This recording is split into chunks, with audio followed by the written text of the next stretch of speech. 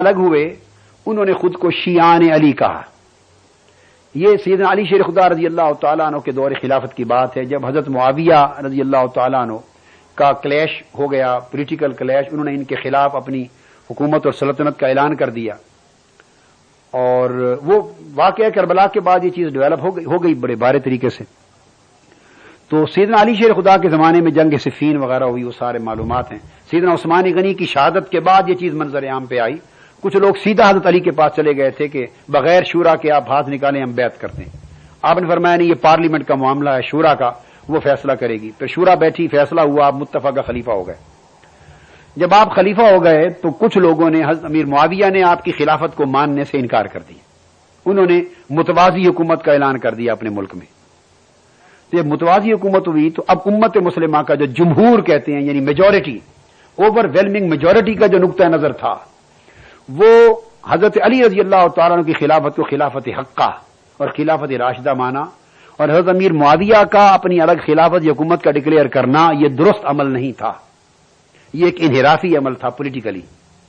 لہذا ان کی حکومت کو ہم خلافت راشدہ نہیں مانتے، بلکہ خلافت بھی نہیں، وہ ملوکیت کی بنیاد بن گئی وہاں سے اور خاندانی وراثت چل پڑی. اب ہوا یہ کہ کچھ لوگ، سیدنا علی شیر خدا رضی اللہ تعالیٰ عنہ کا جو موقف تھا، کچھ لوگ انہوں نے اپنے آپ کو سیاسی طور پہ شیعان علی کا نام دیا کہ ہم حضرت علی کا گروپ ہیں. یہ اوور ویلمنگ جو میجورٹی امت مسلمہ، ان میں سے کچھ لوگوں نے غیر معمولی حد تک حضرت علی کے ساتھ اپنی سیاسی وفاداری کو اسٹیبلش کیا. پھر حضرت امام حسن مجتبیٰ کا جب دور آیا، 6 ماہ وہ خلیفہ رہے، اور 6 ماہ کے بعد انہوں نے صرف امت میں امن اور اتحاد اور یگانگت پیدا کرنے کی خاطر حضرت معاویہ کے حق میں ودڈرا کر لیا. یہ صرف امت میں اتحاد پیدا کرنے کی خاطر تھا، کیونکہ وہ ودڈرا کرنے کو تیار نہیں تھے. لہذا ان کے ودڈرال سے کچھ لوگ اس عمل کے بھی خلاف ہوئے. تو انہوں نے یہ جو شیعان علی تھا، یعنی علی کا گروہ، یہ ایک باقاعدہ نقطہ نظر بن گیا، ایک اسکول آف تھاٹ بن گیا، جن کا موقف تھا کہ ان کو ودڈرا بھی نہیں کرنا چاہیے تھا. اور مجموعی طور پر انہوں نے پھر بنو امیہ کے خلاف ایک سیاسی سٹرگل کا آغاز کر دیا. ان کے ودڈراول کے بعد پولیٹیکلی امت ایک ہو گئی، یعنی ان کے فیصلے کو امت نے ایز اے ہول قبول کر لیا. ہم خود بھی سمجھتے ہیں، ہم بھی سمجھتے ہیں کہ وہ ایک مجبوری کا فیصلہ تھا امت پر ایک احسان کرتے ہوئے، ورنہ یعنی استحقاق خلافت کا شورا کے طریق پر، اسلامی طریق پر ادھر تھا. مگر برصورت ایک ڈیولپمنٹ ایسی ہوئی کہ یونیورسل لیول پہ امت میں ایک وحدت آ جائے سیاسی. اب وہ ایک جو طبقہ چل پڑا تو ایک نقطہ نظر وجود میں آیا، اور آگے چلتے چلتے کچھ عرصے کے بعد اس دوران خارجی بھی وجود میں آ گئے تھے. خارجی وہ ایک منظم مسلح گروہ بن گیا تھا. اب جب وہ منظم مسلح گروہ بنا تو جو شیعان علی تھے یہ بھی ایک منظم گروہ بنتے چلے گئے. انیشلی یہ ایک پولیٹیکل گروپ تھا، کوئی مذہبی، مسلکی، اعتقادی اور فقہی گروپ نہیں تھا، ایک سیاسی گروپ تھا. وقت گزرنے کے ساتھ ساتھ ان کے اندر عقائد ایڈ ہوتے چلے گئے، اور یہ ایک پورا فقہی اور اعتقادی اعتبار سے ایک اسکول آف تھاٹ بن گیا، جس کو اہل تشیع کہا. جب یہ ایک طبقہ شیعان علی کا ایک اعتقادی طور پر، مسلکی اور فقہی طور پر اور ائمہ اثنا عشرہ کو ماننے کا ایک پورا ایک ویوز بن گیا نا، پورا ایک نقطہ نظر بن گیا، امامت کا تصور ڈیولپ ہوا اور فقہ کا. تو جب یہ طبقہ اہل تشیع کہلانے لگا تو باقی یہ قلیل مسلمان تھے تھوڑی تعداد میں، باقی جو کثیر تعداد میں امت مسلمہ تھی اس کو پھر ایک پہچان کے لیے امت مسلمہ کو اہل سنت والجماعت کا نومنکلیچر مل گیا کہ یہ حضور علیہ السلام کی سنت اور صحابہ کرام کی سنت کی پیروی کرنے والے. اہل سنت سے مراد سنت محمدی صلی اللہ علیہ وسلم ہے، اور جماعت سے مراد جماعت صحابہ ہے، یعنی وہ امت مسلمہ جن کا جو منشور ہے وہ سنت نبوی اور سنت صحابہ دونوں کی پیروی کرنا ہے. تو یہ امت مسلمہ کا ایک وسیع تر نومنکلیچر بن گیا ایک پہچان کے طور پر. تو پوری تاریخ میں آپ یوں سمجھیں کہ بس یہ 2 مکتب فکر تھے. چھوٹا مکتب فکر اہل تشیع شیعہ کا، اس کے مختلف نام ہیں، اثنا عشریہ بھی ہیں، وہ شیعہ بھی ہیں، وہ اہل تشیع بھی ہیں، وہ جعفری بھی ہیں، مختلف نام ہیں. ان میں پھر آگے ڈویژن ہوئی، 6 امامیہ اور 12 امامیہ، پھر آگے ڈویژن ہے. اور باقی امت مسلمہ ساری اہل سنت والجماعت چلتی آئی. اس اہل سنت والجماعت میں یہ 4 طبقوں میں پائی جاتی تھی فقہی اعتبار سے. اعتقادی طور پر پوری تاریخ میں کوئی مکتب فکر الگ وجود میں نہیں آیا. یہ بات ذہن میں رکھیں. حنفی تھے، مالکی، شافعی اور حنبلی تھے. تو پوری امت ورلڈ وائڈ ان 4 طبقات میں فقہی پوائنٹ آف ویو سے تقسیم تھی، مگر مسلکن اور اعتقادن پوری امت کا ایک ہی چینل تھا، اہل سنت والجماعت.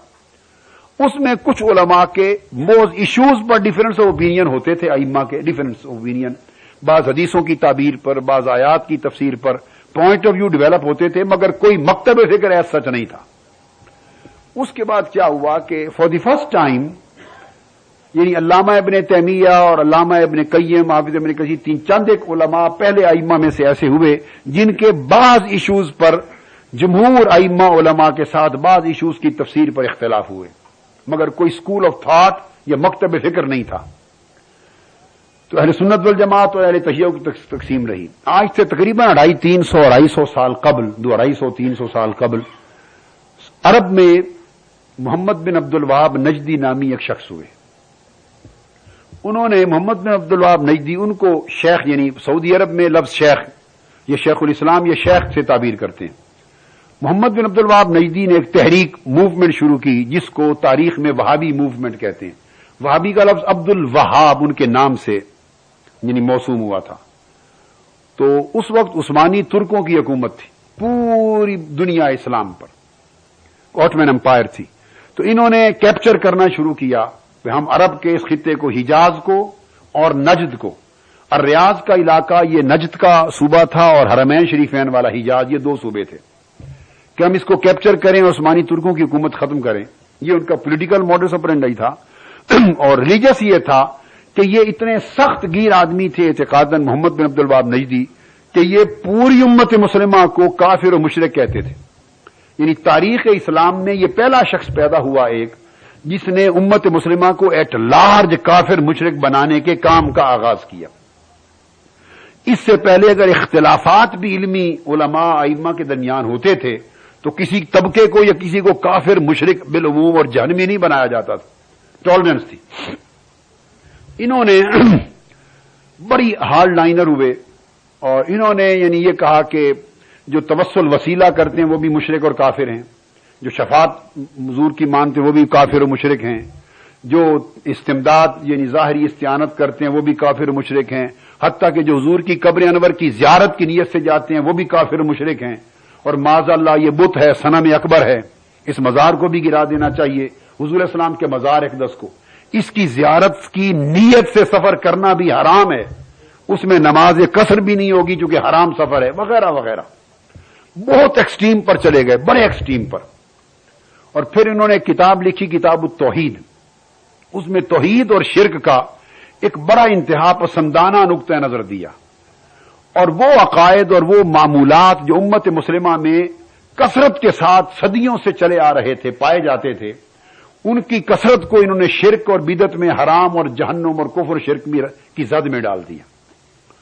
اور آج آ کے گنے چنے وہ چند لوگ بھی ان کے کرائیٹیرین کے مطابق ان کے ترازو پر مسلمان رہ گئے جو ان کی تحریک میں شامل ہو گئے تھے. باقی مور اور لیس پوری امت کافر بن گئی تھی. یہ جو میں نے آپ کو کوٹ کیا اس کے اوپر آپ تفصیل پڑھیں تو مولانا حسین احمد مدنی ایک عالم ہو گزرے ہیں علماء دیوبند میں سے، ان کی ایک کتاب ہے شہاب ثاقب.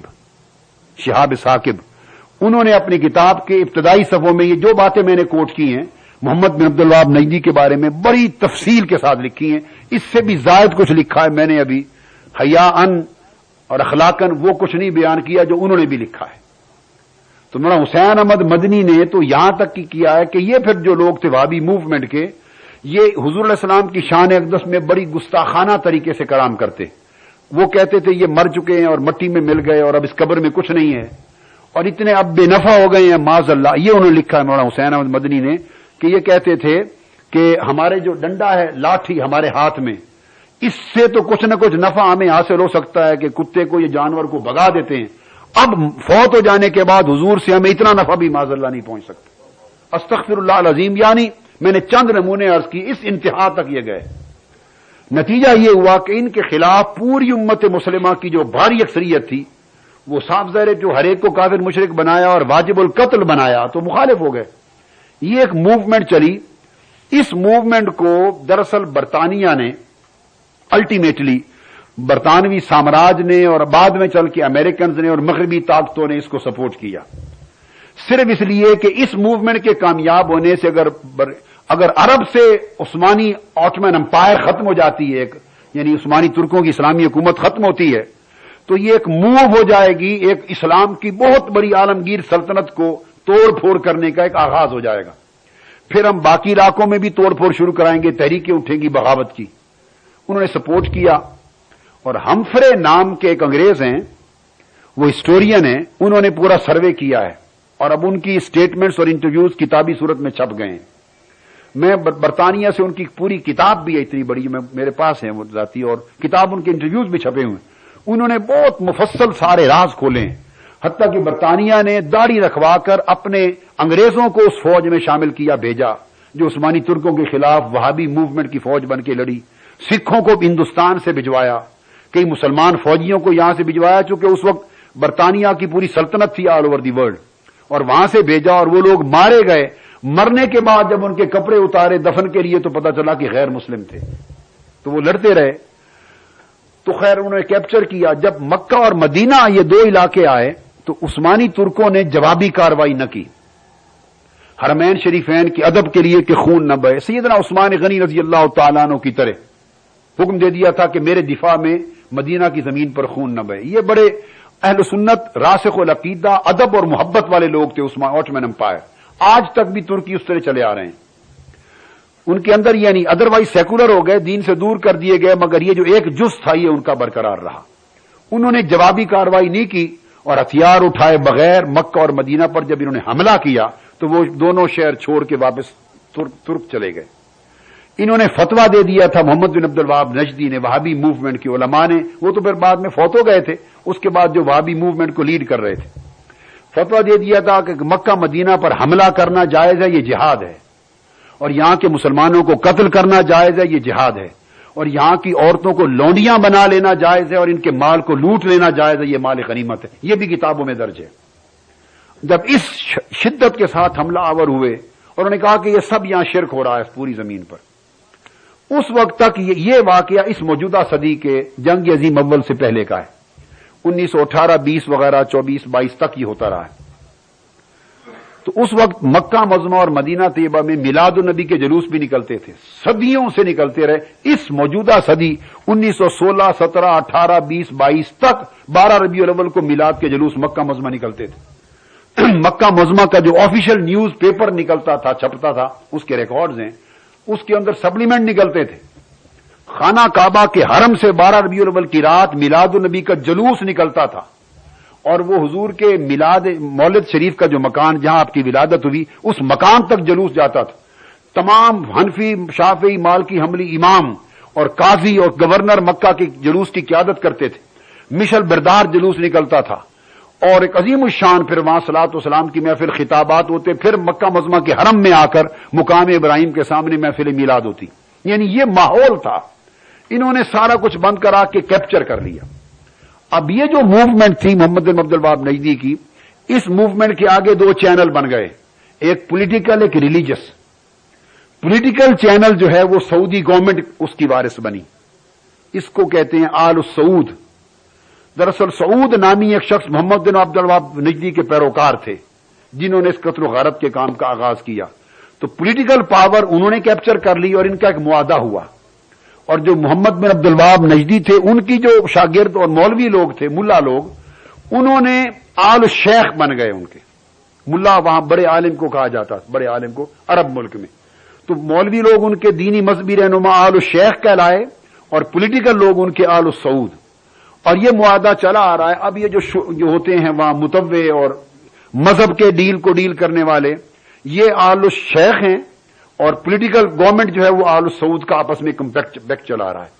یہ وہابی موومنٹ جب اٹھی محمد بن عبد الوہاب نجدی کے زمانے میں، تو اس موومنٹ کا اثر شاہ اسماعیل دہلوی صاحب ایک عالم گزرے دہلی میں.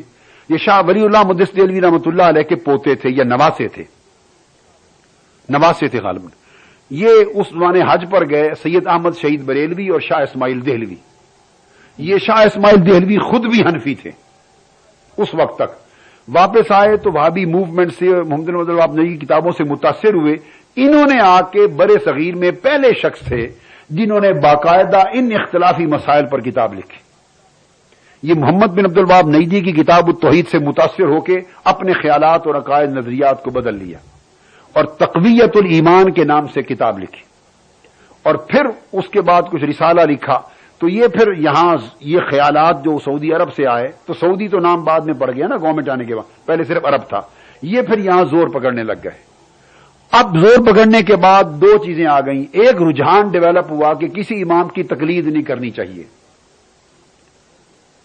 تو یہ جس کو آپ اہل حدیث اب کہتے ہیں، یا بر صغیر پاک و ہند میں ان کے لیے لفظ وہابی بھی استعمال کرتے ہیں، عرب میں ان کو سلفی کہتے ہیں. یعنی تین نام چلتے ہیں ورلڈ وائڈ. اہل الحدیث، عرب میں سلفیہ بھی اس کو کہتے ہیں، اور یہاں کامن مین لفظ وہابی کا بھی استعمال کرتے ہیں. یہ تین ٹرمز ہیں.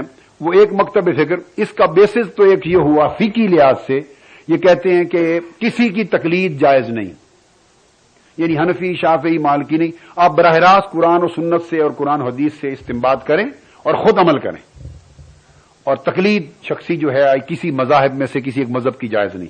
ایک تو بیسک ریفرنس ان کا فقہی باب میں یہ بن گیا. اب یہ ایک مغالطہ ہے، میں کلیئر عرض کر دوں کہ وہ جو ہمارے یہاں اہل حدیث ہیں، ہمارے بھائی، یہ طبقہ مسلمانوں کا جو رفع یدین کرتا اور ہاتھ یہاں باندھتا ہے، یہ کہتے ہیں دیکھو سعودی عرب میں بھی اس طرح کرتے ہیں. وہ سعودی عرب والے حنبلی ہیں فقہی طور پر، وہ اہل حدیث نہیں ہیں. فقہی اعتبار سے وہ امام احمد بن حنبل کے پیروکار ہیں، وہ مقلد ہیں. تو یہ سلفی یا اہل حدیث طبقہ یہ غیر مقلد، یعنی یہ تقلید نہیں کرتے. اب رفع یدین کرنا تو شافعی بھی کرتے ہیں، حنبلی بھی کرتے ہیں، مالکی بھی کرتے ہیں، حتیٰ کہ جعفری بھی، شیعہ بھی کرتے ہیں. تو رفع یدین کرنا یا نہ کرنا اہل حدیث ہونے کی علامت نہیں ہے. یہ ایک اہل حدیث ہونے کی بنیاد عدم تقلید پر ہے کہ وہ تقلید کو جائز نہیں مانتے. ایک دوسرے جو عقائد میں نے بیان کیے، وہ محمد بن عبد الوہاب نجدی نے جن عقائد کو ڈیولپ کیا، وہ عقائد اہل الحدیث میں پائے جاتے ہیں. مثلا وہ حضور علیہ السلام کو جسمانی طور پہ زندہ نہیں مانتے. اور جو اب یہ طبقہ جیسے اہل سنت نکلا تھا، ایک فرقہ بن گیا، تو اہل الحدیث اسی اہل سنت والجماعت کے مین چینل سے بعض ایشوز پر اختلاف کر کے ایک الگ سکول آف تھاٹ بن گیا، ایک الگ سکول بن گیا. ایکچوئل سٹریم وہی اہل سنت والجماعت تھی، جس میں سے یہ یعنی الگ نکلا. اب فرق اس میں یہ کہ ایک تو حضور کو حیات نہیں مانتے، یعنی جسمانی طور پہ زندہ نہیں مانتے. باقی جمیع اہل سنت والجماعت اور امت کا عقیدہ، جس میں دیوبندی، بریلوی جو کہلاتے ہیں، یہ سارے متفق ہیں اس پر کہ وہ حضور علیہ السلام کی حیات کو روحانی اور جسمانی دونوں طریقوں سے مانتے ہیں. یہ نہیں مانتے. ایک معراج پر ان کا فرق ہے کہ یہ معراج کو خواب کا معراج مانتے ہیں کہ خواب میں ہوا. جسمانی معراج حضور کا جانا یہ نہیں مانتے. یہ دوسرا فرق ہے. تیسرا فرق ہے. چوتھا پھر جو میں نے عرض کیا نا، یہ توسل وسیلہ کرنا حضور کا، یا صلاۃ والسلام کے لیے یا کیا حرف ندا کو کہنا، یا استغاثہ یا استمداد ظاہری معنی میں بھی کرنا، یا شفاعت کو ذرا زیادہ وسیع معنی میں لینا. تو ان چیزوں کے اوپر ان کے اختلافات ہیں، اور بعض اور چیزیں ہیں. کچھ ایسی چیزیں بھی ہیں کہ جو اہل سنت کے اندر بھی دو سکولز میں تھوڑے اختلافات پائے جاتے ہیں، تو ان میں اور کچھ میجر چیزوں میں. تو یہ ایک طبقہ ہے ان چیزوں پر بیس کرنے والا. تو ان کا جو پوائنٹ آف ویو ہے وہ جو محمد بن عبد الوہاب نجدی کی موومنٹ اور موجودہ سعودی گورنمنٹ اور جو وہاں کے علماء ان کے ساتھ زیادہ ملتا ہے.